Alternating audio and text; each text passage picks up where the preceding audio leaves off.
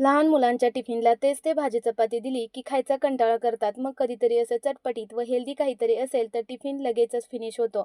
आज आपला healthy tiffin idea सिरीजचा day 13 आहे.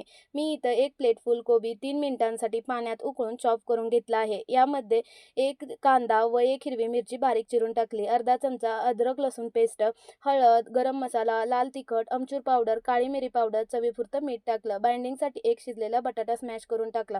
तसेच 2 चमचे तांदळाचे पीठ व 2 चमचे ब्रेड क्रम्स, 2 चमचे बारीक चिरलेली कोथिंबीर टाकून घेतली. आता सर्व जिन्नस हाताने चांगले मिसळून घ्यायचे. मिश्रण पातळ वाटत असेल तर अजून ब्रेड क्रम्स घालायच्या. हाताला थोडं तेल लावून बनवलेल्या मिश्रणातून गोळा तोडून हातावर टिक्कीचा शेप द्यायचा. मी इथं गोलाकार चपट्या टिक्की बनवल्या आहेत. तुम्हाला हव्या त्या आकारात तुम्ही टिक्की बनवू शकता. आता बनवलेल्या टिक्की वरून एकदम क्रिस्पी बनवण्यासाठी 2 चमचे बारीक रवा, त्यामध्ये पाव चमचा लाल तिखट व चवीपुरतं मीठ घालून चांगलं मिश्रण बनवून घ्यायचं व बनवलेल्या टिक्की या मिश्रणात चांगल्या दोन्ही बाजूनी कोट करून घ्यायच्या.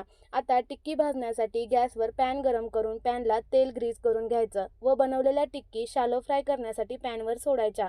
वरून थोडं तेल सोडायचं. मी इथं या टिक्की शालो फ्राय केल्या आहेत. तुम्हाला हवे असेल तर तुम्ही कॉर्न स्टार्चच्या स्लरीत डिप करून तळून घेऊ शकता. 3 मिनिटांसाठी खालची बाजू चांगली खरपूस भाजली की टिक्की पलटून घ्यायच्या. टिक्की भाजत असताना गॅसची फ्लेम लो ठेवायची, म्हणजे टिक्की एकदम क्रिस्पी तयार होतात. या फुलकोबी टिक्की किंवा कटलेट तुम्ही मुलांच्या टिफिन बरोबरच इव्हिनिंग स्नॅक म्हणून होममेड टोमॅटो केचप बरोबर एन्जॉय करू शकता.